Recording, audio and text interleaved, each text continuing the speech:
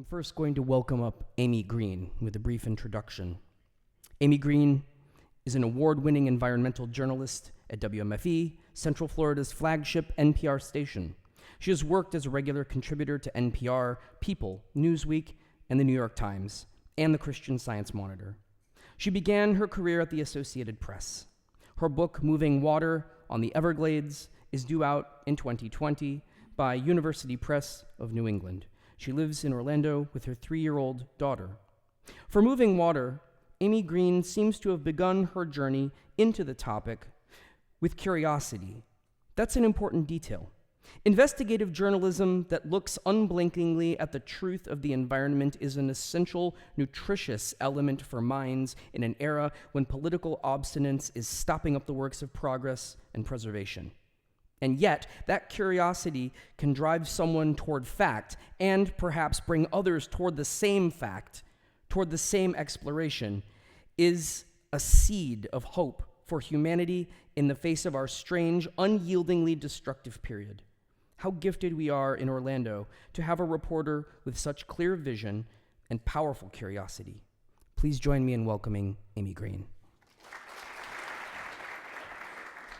Hi there. That was such a wonderful introduction. Thank you so much.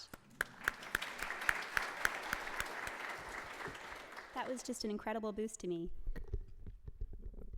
So, if I were to ask you, what are the Everglades?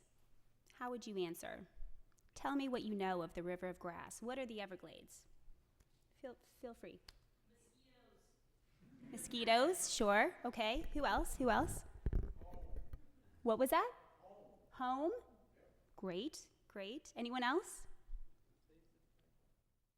Invasive pythons, sure. Well, those are all great answers, and the reason I throw this question out there is because I think for most Floridians, I think the Everglades are important, valuable, worth our time and attention. But I think the Everglades also are strange, mysterious, misunderstood. I mean, the Everglades are not this obvious wonder of nature, like the Mississippi River or the Grand Canyon, that really stand up and show off their presence and show off their beauty. I mean, the Everglades, pythons, difficult vegetation, insects, oppressive heat. The Everglades, the slope at a rate of 2 inches a mile. The rate of flow, the water flows at a rate of 100 feet a day. When Marjorie Stoneman Douglas published her classic book in 1947, Everglades River of Grass, the region still was not fully mapped. So what are the Everglades? The Everglades are where North America meets the tropics, and that makes the Everglades unlike any place else on Earth. It's a watershed that's home to dozens of federally threatened and endangered species, and it also supports the drinking water for more than a third of Floridians, which makes the Everglades very important to our growing population in our state. It's the only place on Earth, incidentally, where alligators and crocodiles live side by side, which, as one biologist told me, makes it the only place on Earth where you can accurately say, "See you later, alligator," after a while, crocodile. The River of Grass begins here in Central Florida, which means we as Central Floridians bear responsibility to the Everglades. It begins with the Kissimmee River, which historically made this slow, meandering journey toward Lake Okeechobee, which is the state's largest lake at the center of the state. And historically, the lake spilled its excess water over its southern brim, and that slow-flowing sheet of water was the Everglades. Now, obviously, in modern times, we have vastly altered that, and Everglades restoration is about restoring a more historic, more natural flow of water to the River of Grass in the context of the millions of people who live in the state today. I became smitten with the Everglades in 2008. I'm a Florida native. I was born in Syracuse, New York, but my family moved here when I was 2, and so I don't really consider myself a New Yorker. And that year, I did some stories for Newsweek magazine and the Christian Science Monitor about big news at this time. Then Governor Charlie Crist had brokered a deal with U.S. Sugar to buy out U.S. Sugar and return that land to Everglades restoration. And this was big news at the time because U.S. Sugar is the It's the nation's largest producer of sugarcane, and it's also at the heart of a very large farming community just south of Lake Okeechobee. And the location there has always served as an obstacle to Everglades restoration because of its location just south of the lake, serving as an impediment to that natural flow of water. The people who live there have lived there for generations, farmed there for generations, and so this has always been a contentious, difficult aspect of Everglades restoration. And so when the governor announced this plan to buy out U.S. Sugar and put that land back toward Everglades restoration, it was very big news, and the environmental groups were describing this as a historic step for Everglades restoration. So I did a couple of stories on this, and I can remember standing in Everglades National Park with Mary Barley, who my book is about, very well-known, very influential Everglades advocate, and Tom Van Lent, who is a scientist at her Everglades Foundation. And this is part of my reading, and I'll get to this in a minute, but I can remember standing in Everglades National Park and Tom Van Lent telling me this story about a highway that was constructed through the heart of the Everglades. And over time, they noticed the vegetation on one side of the highway was changing, transforming. It was different than the vegetation on the other side of the highway. And they discovered that it had to do with the flow of water, that this highway was serving as a dam for the River of Grass, and it was altering the flow of water just enough to alter the flow, alter the vegetation. And at the time, I just was like, wow, this is so interesting, tell me more. And I just wanted to learn everything I could about the Everglades, and I just got sucked into this vortex of environmental intrigue and political intrigue, and that led me to my book project.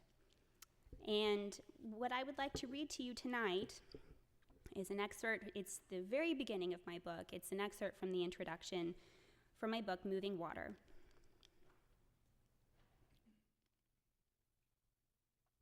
At the heart of everything is the water. The water is brown, but not muddy. Perhaps this surprises you. Perhaps you imagine mud, thick, dense mud, stagnant, suck the shoe off your foot mud. The water is clear. Peer into it and you can see fish dart and turtles paddle. Often the water is described as tea-colored because, like tea, it's colored by leaves, most notably from cypress and pine trees. The water is cool, refreshing even on a hot day. It flows, an important fact for the Everglades. Sometimes the water is smooth as a mirror, reflecting the image of the verdant beauty surrounding it. Tall, leafy cypress trees, shorter, stouter pond apple trees. When this occurs, you do not peer into the water, but stand back and admire the impressionist painting the water has created. I once heard the famed photographer Clyde Butcher, known for his stark black and white images of Florida's wilderness, say he drinks from the water right from the swamp. Imagine Santa Claus in the swamp, and you can imagine Butcher, water up to his wide girth, shirt sleeves cuffed at his elbows, brimmed hat shading his white beard. I've drunk from the swamp, and I'm still here, he said. Eagerly, I followed Butcher into the swamp, water reaching my hips. This is so cool, I said, but I did not try drinking the water. Moving water is tricky. By this I mean the feat of relocating water from one place to another, shortening and straightening rivers, draining lakes into the sea. The engineering is easy. We've done that for 2 centuries. But moving water is more complex than the fundamental task of disposing of it, building homes and igniting a housing and agricultural boom, which is what early Floridians envisioned for South Florida and what they got. Moving water sends a cascade of consequences throughout an ecosystem as unique and diverse as the Everglades, some anticipated and some not. When the old Ingraham Highway opened in the early 1920s, it was the first giving Ford Model Ts access to the fishing village of Flamingo on Florida Bay at the state's southernmost tip. Hunters and moonshiners used the highway during the dry season as a route into the Everglades. During the rainy season, the highway often was impassable. Parts of the highway were constructed on limestone dug from the sawgrass prairie by a dredge floating on barges. The Homestead Canal left behind by the dredge flowed parallel to the highway. Today, remnants of the highway are part of the Anhinga Trail in Everglades National Park. The trail is among the park's most popular. offering abundant views of wildlife including alligators, turtles, anhingas, herons, egrets, and many other birds, especially during winter. After the highway opened, Floridians noticed a change in the vegetation on the highway's south side where it crossed Taylor's Slough. Carolina willow and pond apple flourished, while on the highway's north side, the sawgrass prairie remained. Floridians would discover the highway served as a dam for the river of grass, altering the flow of water subtly but enough to alter the vegetation. Scientists still are not sure how, says Tom Van Lant, senior scientist at the Everglades Foundation. They believe some of it has to do with nutrients. The Everglades are a low-nutrient ecosystem. The water flows slowly over a large land area, spreading nutrients thin. Scientists believe the old Ingraham Highway concentrated nutrients in certain places, transforming the vegetation. In an ecosystem as unique and diverse as the Everglades, it's possible we've not yet experienced all the consequences of moving water, and we can only wonder about the future. Sometimes our perception of consequences change, our values change, and we come to hold dear things we once hardly valued at all.